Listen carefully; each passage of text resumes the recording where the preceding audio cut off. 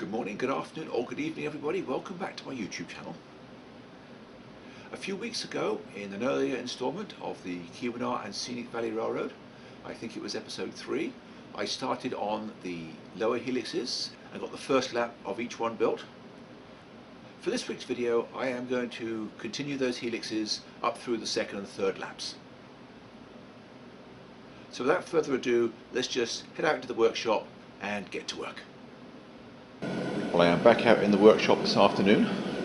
It's warmed up a little bit from yesterday, and my task for today is to get the second lap on the two helixes. This one here and the one over there. If you are watching the Masabian Western build, you'll have seen my preferred method of supporting helixes is with wood blocks. I need to measure the height of this riser at this point from the plywood and then cut some strips that width. It should be around 3.5 inches, but that's only a nominal size because the plywood isn't necessarily exactly half an inch thick. So I'm going to take an accurate measurement of that, do a test cut, and then make sure it works. After that, it will be fairly simple.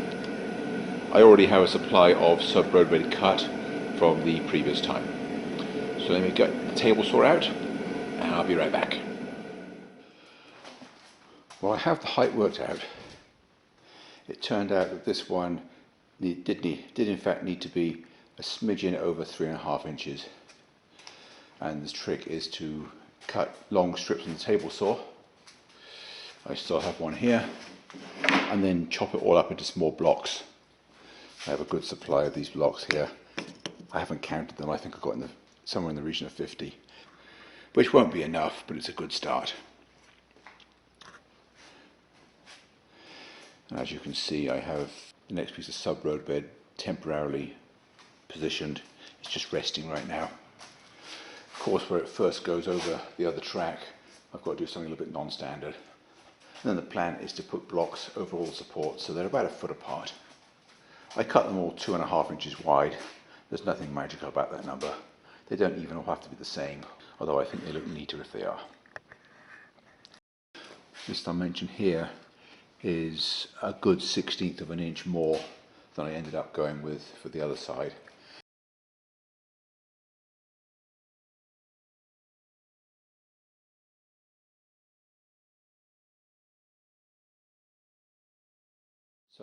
So I'm now just going to quietly get on with it using the blocks that I've cut, and I will check in with you again later. Don't go away. Hey Zeusy, do you like being out here with Daddy? As you can see, I have my supervisor with me. Well, the procedure is quite straightforward now that I've got everything set up. It's just a case of cutting the ends of each successive piece to an acceptable angle and then splicing them together as they go around. I'm screwing the roadbed down to the risers from above. I'm not actually putting glue in there. Of course, I have to put clamps on because the bottoms of the risers are only glued, and until the glue is set, it could easily pull one up if I'm not careful. So that's why I have bar clamps away for now.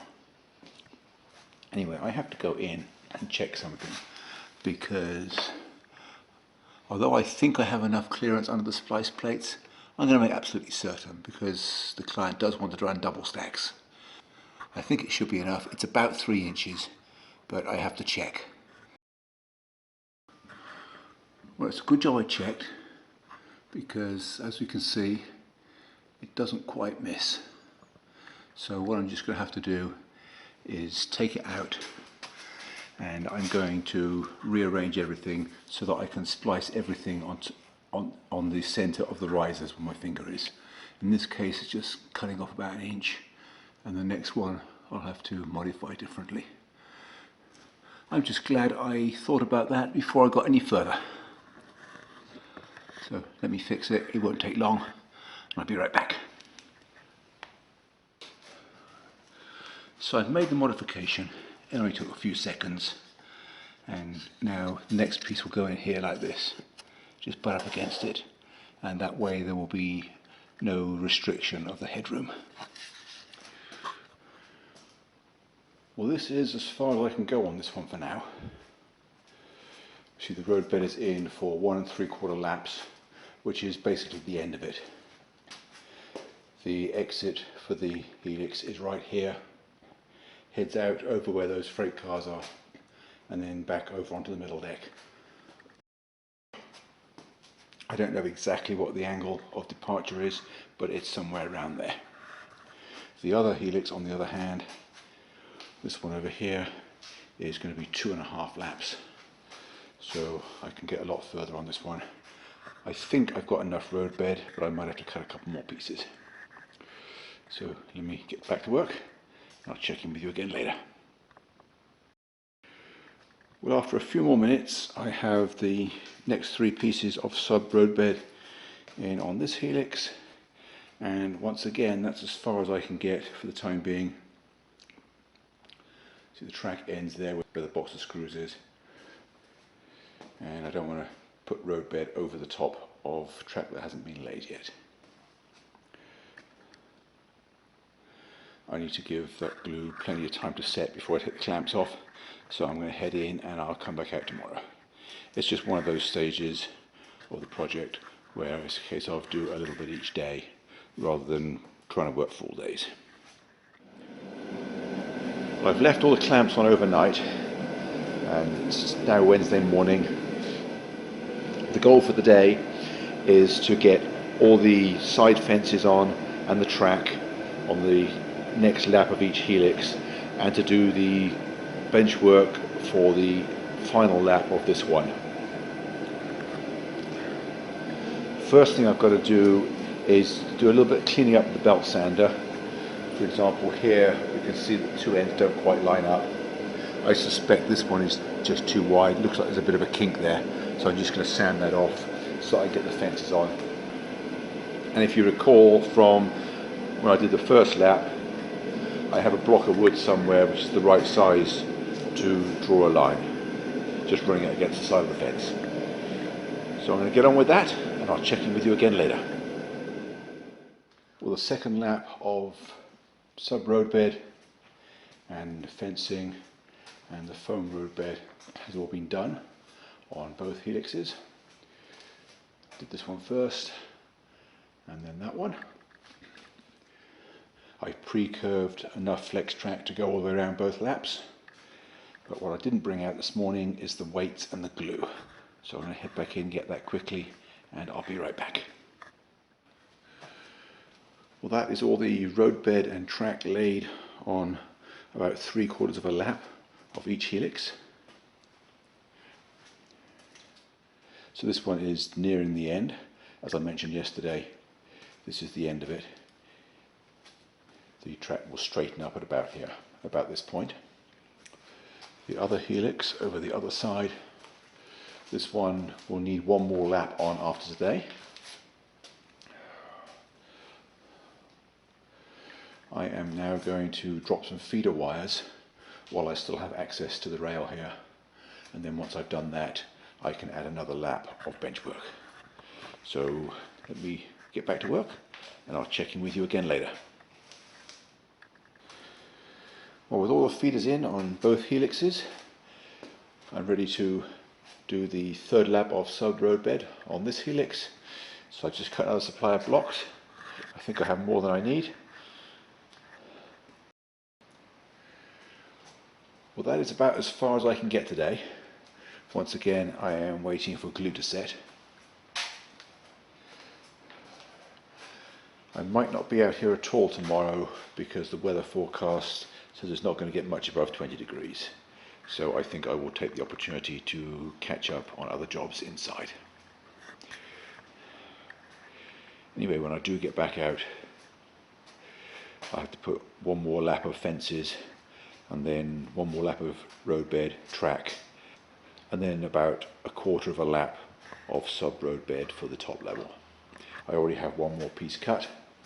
Here it is, and basically that is just about enough. The next piece beyond that will have the easement and exit on it. So don't go away, I will check in with you again later. Well, it's been a few days since I've been out here. It's just been too darn cold. Today it's a lot warmer, It's supposed to get into the 50s later on, so I'm going to come out here and get some work done. I have Zeus out here to supervise. Hey Zeus! Hey buddy! You supervising today? He's happy to be out in the workshop. The goal for the day is to get this lower helix finished, or at least finished in the same state as the other one. If you recall, this one is only 1 3/4 laps, and this is about as far as I can go. There's no point in putting another short piece of track on here until I know exactly what the angle of exit is. So this one is going to stay exactly as it is for now, and I'm going to get this one to the same state. I have just about enough sub-road bed cut to reach this pair of legs here, and I've got to get a whole lap of track and road bed on. Anyway, I have the time-lapse recording, so I'm just going to get to work, and I'll check in with you again later. Don't go away. Well, I've just installed one piece of fencing on each side of the sub-road bed, one piece of foam rubber road bed, and one piece of track installed. So after I've got a pair of feed wires to this piece of track, I can then get the last piece of decking on, and then finish the fencing and the rest of the foam road bed and track. It's just a case of doing all the tasks alternately until I get down to the end.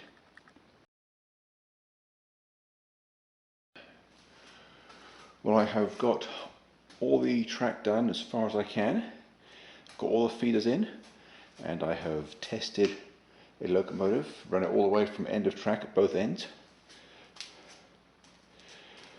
Because of the limited clearance on this helix over his double stacks, I am using duct tape to make sure all the feeder wires stay close to the deck above, because I don't want any sagging wires to hang down and grab, derail trains or anything like that. And I'm also using zip ties to keep it neat.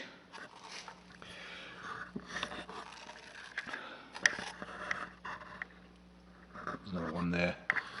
Those two over the other side have not been cinched up yet because I've still got another pair of feeder wires to go through them. Anyway, I think that was a pretty good half day's work.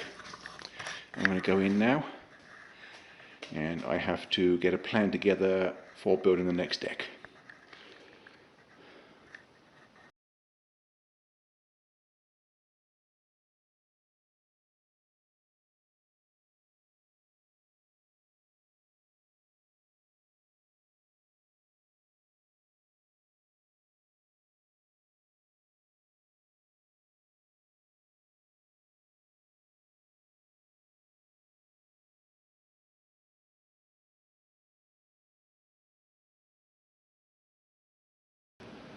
Well, that's all for this week. Hope you enjoyed this video and hope you found it useful. If you want to build a helix using my methods, obviously go back and check the earlier installment to see how I get it started, because obviously the first lap is the critical one. I'm just going to sign off now. I'm not quite sure what I'm going to present next week, but I hope to see you back here. Thanks for watching, and bye for now.